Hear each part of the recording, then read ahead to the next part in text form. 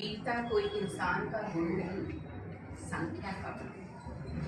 भीष्म साहनी की कहानी अमृतसर आ गया है का दुबला पतला बाबू खामोश है जब तक ट्रेन मुसलमान इलाके से गुजरती है, लेकिन हिंदू इलाके में आते ही उसकी बहादुरी फन उठाई।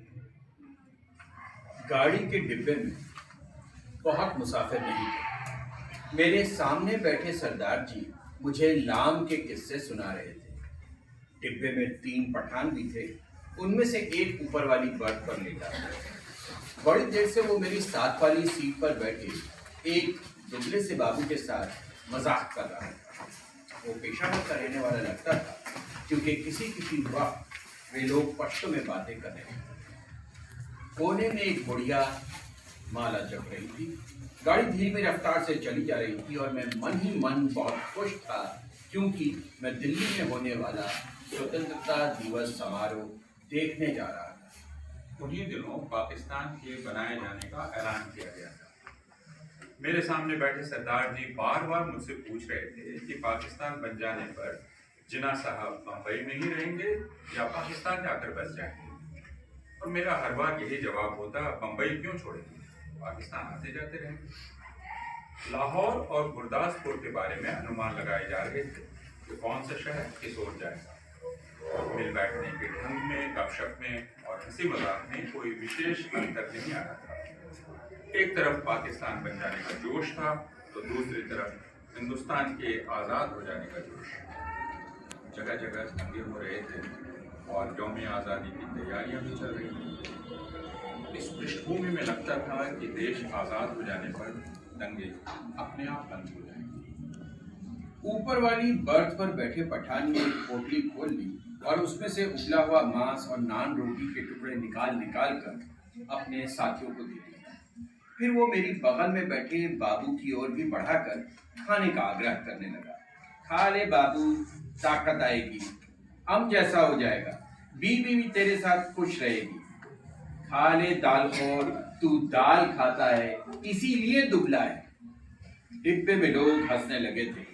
बाबू ने पश्तो में कुछ जवाब दिया और मुस्कुराता रहा। इस पर दूसरे पठान ने हंसकर कहा, ओ जालिम, हमारे साथ नहीं लेता तो अपने हाथ से उठा ले। खुदा कसम भर का गोश्त है, किसी और चीज का नहीं है। तो हमारे साथ बोटी तोड़, हम तेरे साथ दाल पिएगा। इस पर एक कहकहा उठा। दुबला पतला बाबू हंसता, मुंह सर हिलाता। ये इसलिए नहीं लेता कि तुमने हाथ नहीं धोए। स्थूल काय सरदार जी खीखी करके हंसने लगे। मांस नहीं खाता बाबू, तो जाओ जनाना डिब्बे में बैठो, इधर क्या करता है। फिर कहकहा उठा। डब्बे में पुराने मुसाफिर यही थे जो सफर शुरू होने पर गाड़ी में बैठे। बाकी मुसाफिर उतरते चढ़ते रहे। तभी किसी स्टेशन पर गाड़ी रुकी और नए मुसाफिरों का रेला अंदर आ गया। कौन सा स्टेशन है, किसी ने पूछा। वजीराबाद है शायद, मैंने बाहर देखकर कहा। गाड़ी छूटने से पहले एक आदमी साथ वाले डब्बे में से उतरा, नल पर जाकर पानी भर रहा था, सहसा भागकर लौट आया। वहां खड़े 3-4 आदमी भी अपने अपने डब्बे की ओर भाग गए। देखते देखते प्लेटफॉर्म खाली हो गया। कहीं कोई गड़बड़ है, मेरे पास बैठे दुबले बाबू ने कहा। कहीं कुछ था। मैं अनेक दंगे देख चुका था, इसलिए वातावरण में होने वाली छोटी तब्दीली को भी भाप गया। खटाक से बंद होते दरवाजे, घरों की छतों पर खड़े लोग, चुप्पी और सन्नाटा, सभी दंगों के चिन्ह। तभी हल्का सा शूर हुआ। कोई मुसाफिर अंदर घुसना चाहता था। कहाँ घुसा आ रहा है, नहीं है जगह, बोल दिया ना।